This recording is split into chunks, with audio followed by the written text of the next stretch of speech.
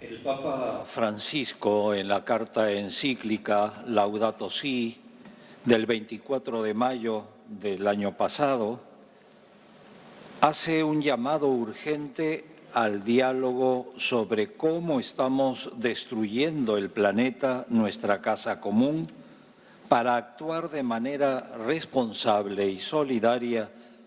Y como dice la estrofa de la canción que el mismo Papa Francisco ha indicado, vamos a decirle al mundo que queremos vida y agua. Todavía estamos a tiempo. Empieza ya. Todo conflicto nos presenta un dilema ético constante. Debo denunciar como un robo que ante mi presencia ha realizado un amigo, o debo callar ante una empresa minera que con la actitud permisiva del Estado se aprovecha de la explotación de los recursos naturales, afectando la salud de las personas, contaminando el aire, el suelo y el agua, impidiendo así una calidad de la persona y una sana producción agrícola y agropecuaria? La persona humana y la naturaleza, desde nuestra fe, han sido creadas por Dios para que vivan en armonía.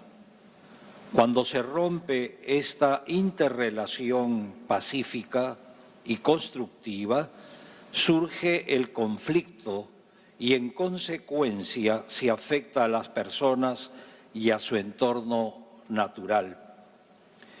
El ecocidio, una palabra de reciente acuñación, es en sí mismo una contradicción. Etimológicamente viene del latín oikos, casa, y occidere, matar, destruir, aniquilar. ¿Cómo es posible que el hombre y la humanidad puedan destruir y aniquilar su propia casa? Si consideramos el homicidio o feminicidio un gravísimo delito, el ecocidio igualmente es un acto criminal contra nuestra casa común, contra nosotros mismos. Por tanto, es un delito socioambiental que no debió ni debe quedar impune. Y si lo ha sido, es por la presencia destructiva de la corrupción en nuestra sociedad. Esta realidad puede y debe revertirse porque nos impulsa a movilizar nuestros mejores esfuerzos para recuperar nuestra madre tierra y hacerla acogedora. Llama la atención positivamente que las Naciones Unidas, a partir de la década de los 60 y en diversas declaraciones, expresara textualmente la necesidad de la cooperación internacional para que el progreso científico, tecnológico, no destruya la armonía con la naturaleza. Esta declaración es de 1966. Y también la Declaración sobre el Medio Ambiente, llamada la Carta Ecológica de las Naciones Unidas, en Estocolmo 1972, donde se reconoce que los intereses de los habitantes están por encima de todo y tiene la solemne obligación de proteger y mejorar el medio ambiente para las generaciones presentes y futuras. Artículo 73 de esta Carta de las Naciones Unidas. ¿Qué es lo que está pasando en nuestra casa común?, nos plantea el Papa Francisco. Este análisis está presente en el primer capítulo y es el cimiento para enfrentar de manera lúcida, creativa y articulada la crisis socioambiental que estamos viviendo. Francisco afirma: no hay dos crisis separadas, una ambiental y otra social, sino una sola y compleja crisis socioambiental. Las líneas para la solución requieren una aproximación integral para combatir la pobreza, para devolver la dignidad a los excluidos y simultáneamente para cuidar la naturaleza. Esta afirmación es esencial para ubicarnos frente a la amenaza que confronta hoy la humanidad y el planeta. Debemos reconocer que la gran mayoría de la humanidad y cada uno de nosotros aún no hemos tomado conciencia de la aguda problemática socioambiental que vivimos, la contaminación y el cambio climático, la cuestión del agua, la pérdida de la biodiversidad, el deterioro de la calidad de vida humana y la degradación social, la inequidad planetaria, la debilidad de las reacciones y la diversidad de opiniones que existen respecto a estos signos evidentes que experimentamos. Esta falta de conciencia se traduce muchas veces en indiferencia y pasividad ante la urgencia de dar una respuesta definitiva y consensuada para la adaptación y la mitigación de los efectos del cambio climático. La inequidad planetaria se manifiesta, por ejemplo, en este simple dato. El Perú produce el 0.5% de los gases efecto invernadero y es, por el contrario, uno de los países que más sufre las consecuencias del calentamiento global que afecta especialmente a los pobres. El Papa Francisco nos habla de ecología integral, una ecología que nos lleve a un nuevo estilo de vida sobrio y solidario. Este concepto es clave de la Laudato Si, porque la ecología integral incluye lo cultural, lo económico, lo social, lo ambiental, lo político, lo religioso, que es inseparable de la noción del bien común. La ecología integral es la base para que el nuevo paradigma de justicia y solidaridad intra e intergeneracional con una opción preferencial por los pobres. La Laudato Si señala el lugar peculiar del ser humano en este mundo y sus relaciones con la realidad que lo rodea. Y se nos invita a todos los que habitamos este mundo a una conversión ecológica que ya se ha hablado anteriormente aquí. Esta conversión ecológica exige incorporar claramente las dimensiones humanas y sociales inseparablemente vinculadas con la situación medioambiental, y para ello es necesario una conciencia formada y también responsable desde el hogar a nivel educativo, espiritual, eclesial, político y teológico. La Laudato Si es, por tanto, una llamada a la unidad de creyentes y no creyentes, católicos y de otras religiones e iglesias, para dialogar y actuar juntos ante la grave crisis socioambiental que nos afecta a todos. El Papa Francisco nos hace una propuesta llena de solidaridad activa a todos los que habitamos nuestra casa común, porque dice, si nos sentimos íntimamente unidos a todo lo que existe, la sobriedad y el cuidado brotarán de modo espontáneo. Por tanto, podemos hablar de una responsabilidad común.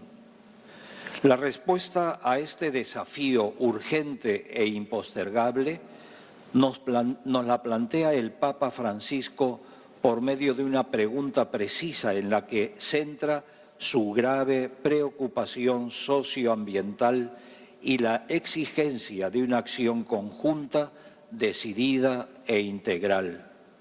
La pregunta que nos hace es, ¿qué clase de mundo queremos dejar a quienes nos sucedan, a los niños que están creciendo?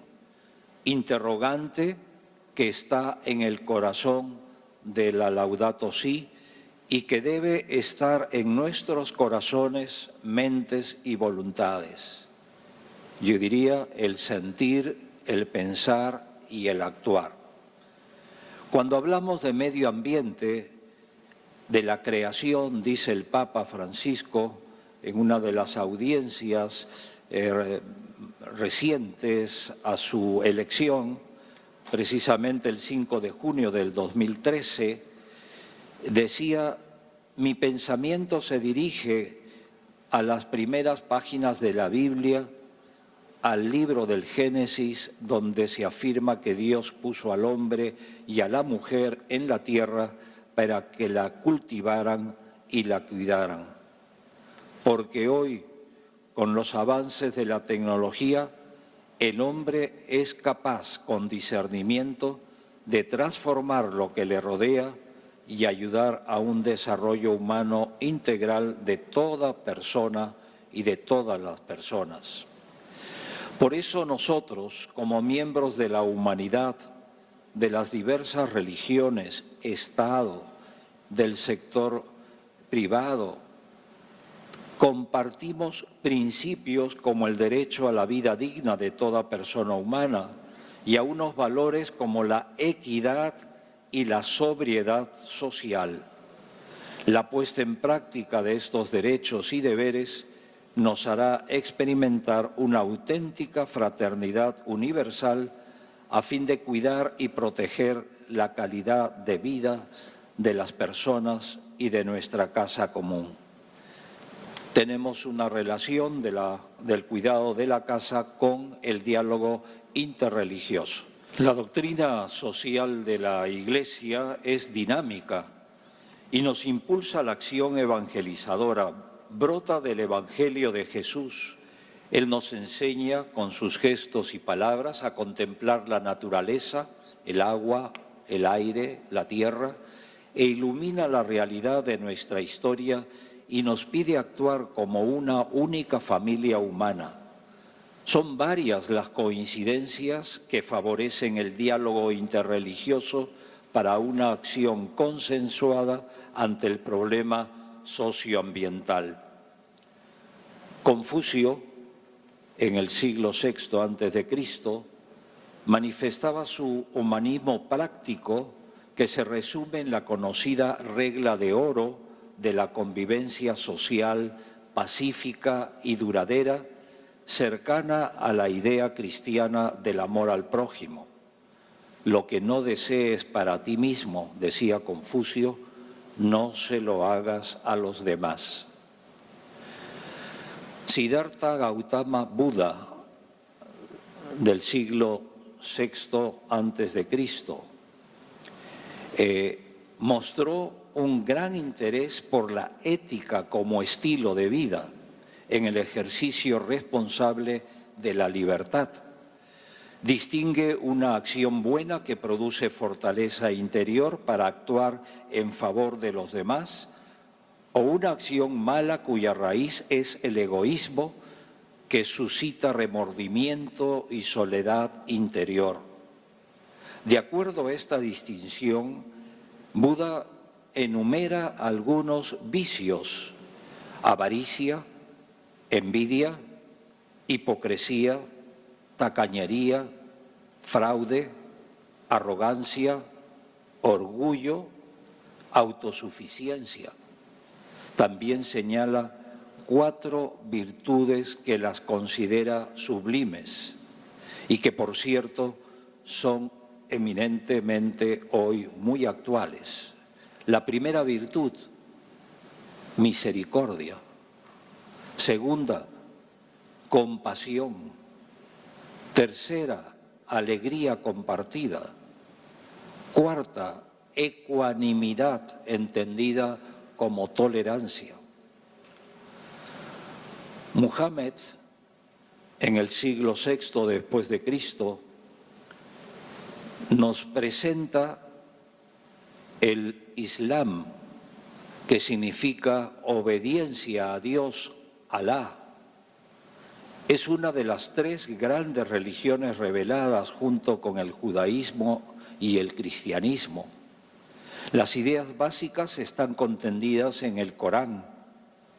La profesión de fe dice: Dios es Dios y Muhammad es su profeta.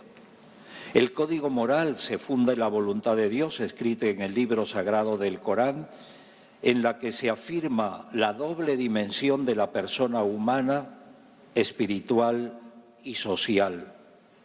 La exigencia ética obliga a corregir toda forma de injusticia, a gastar la riqueza en la familia, huérfanos, itinerantes, pobres y necesitados. La yihad es eminentemente defensiva, nunca agresiva, porque algunos antes y actualmente de manera errónea la traducen como guerra santa. En la mente de Muhammad significaba el esfuerzo por mantener la comunidad en paz y en justicia, mediante la predicación y la educación. La palabra musulmán viene del verbo muslim, que significa Islam, paz, y por tanto un musulmán es un hacedor de paz, un operador de la paz. El judaísmo, su moral está contenida en el Decálogo o preceptos revelados por Dios a Moisés. El comportamiento correcto es el fiel cumplimiento del Decálogo. El científico judío Albert Einstein dice en su libro Mi visión del mundo: el judaísmo trata casi exclusivamente de la moral. La vida es sagrada, representa el valor supremo del que dependen todas las demás valoraciones. Por último, el cristianismo tiene como centro la persona de Jesús, el Dios con nosotros, del que el Padre nos revela por los libros sagrados y la tradición de la Iglesia. Este es mi Hijo amado, escúchenlo. Los evangelios nos ofrecen las grandes líneas maestras del comportamiento de los testigos de Jesús y que se resumen en dos mandamientos estrechamente vinculados: amar a Dios y amar al prójimo. No puede haber separación. De esta manera los cristianos continuamos la misión evangelizadora de Jesús en el mundo. Y yo diría algo muy importante para América Latina, que es nuestro desafío socioambiental: cuidar y proteger la Amazonía.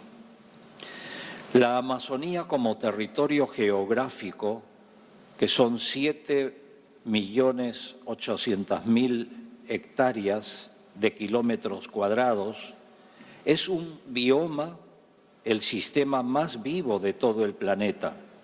Funciona como un estabilizador climático regional y global, manteniendo el aire húmedo.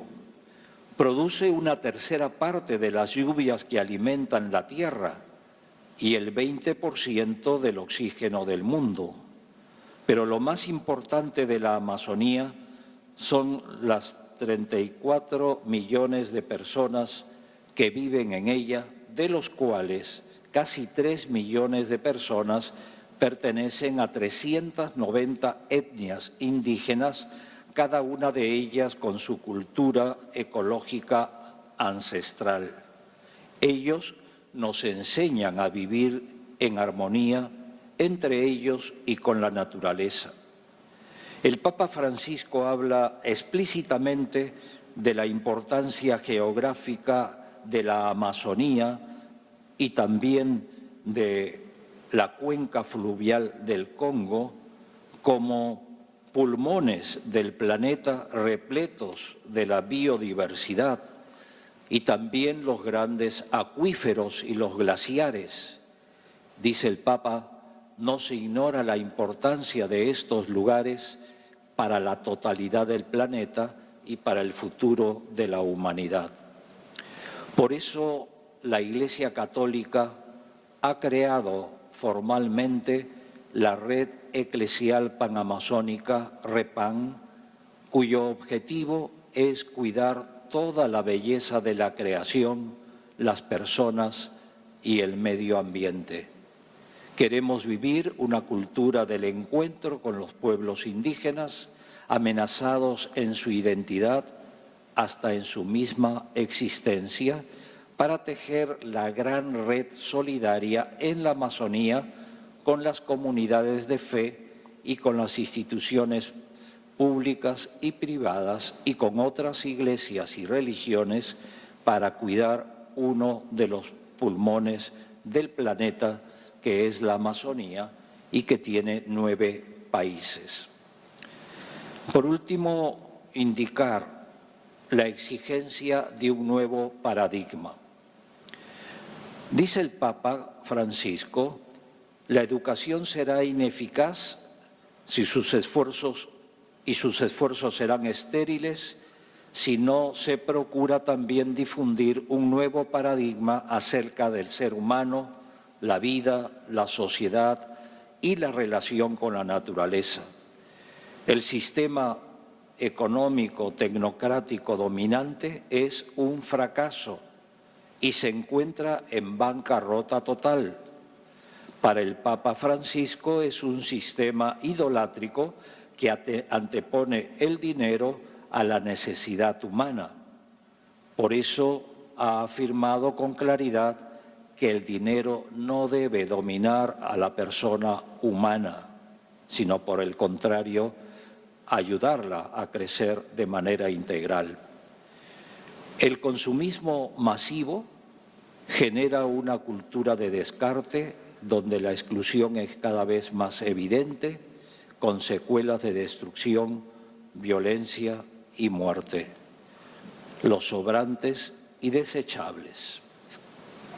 La educación ambiental es capaz de promover gestos y hábitos cotidianos. Nos dice el Papa que desde la reducción en el consumo del agua hasta la separación de los residuos y el apagar las luces innecesarias y una buena educación escolar en la temprana edad coloca semillas que pueden producir efectos a lo largo de toda una vida. Pero quiero destacar, dice el Papa, la importancia cultural y la familia. Conclusiones y compromisos. En primer lugar, quiero traer a la memoria un dicho de un sabio oriental del siglo IV antes de Cristo. Si planificas para un año, siembra trigo. Si planificas para 10 años, siembra árboles. Si planificas para toda una vida, educa a las personas. En este sentido, somos claros para decir y enfatizar que es necesario un diálogo y acción. Y una acción, como dice el Papa en la canción, empieza ya, todavía estamos a tiempo. Y además termina esta exposición con unas palabras llenas de esperanza. Hay una creciente sensibilidad con respecto al ambiente y al cuidado de la naturaleza. Y el mismo Papa Francisco dice que la Laudato Si es el aporte de la Iglesia Católica para la COP21 y para la COP22 y tal vez para las siguientes, porque todavía no ha pasado de la mente al corazón y del corazón a la acción vinculante definitivamente. En este sentido, en diversas partes del mundo, pequeñas y significativas experiencias están generando una mayor conciencia de que somos parte de nuestra casa común y de actuar de manera responsable. Pongo unos ejemplos, hay otros, muchos, aquí en la Argentina y en otros países y en otros continentes. Por ejemplo, la Pontificia Universidad Católica de Río de Janeiro, Brasil, ha creado las ecovillas, las huertas urbanas, la educación ambiental, la ética de la responsabilidad social, el convertir las reservas en ciudades sostenibles con el cuidado del ambiente. El programa Siembra Monte, una experiencia educativa socioambiental de forestación comunitaria, donde los protagonistas principales son los niños y sus familias para la mitigación de los efectos del cambio climático en la región central del Perú, donde estoy yo sirviendo. Estas experiencias renuevan nuestro entusiasmo y fortalecen nuestra convicción de vivir. Así también empezamos juntos como familia humana una sencilla pero urgente y esperanzadora propuesta: cuidar nuestra casa común. Gracias.